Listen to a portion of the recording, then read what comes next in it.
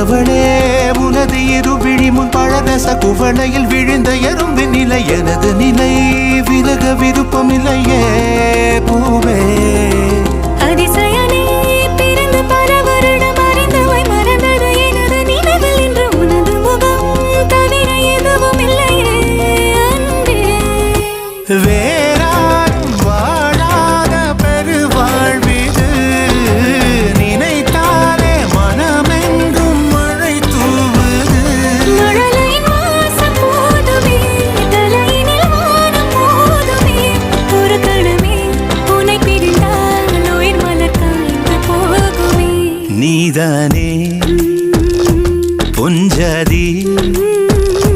நானே உன் சரிபாதி நீதானே பொஞ்சாதி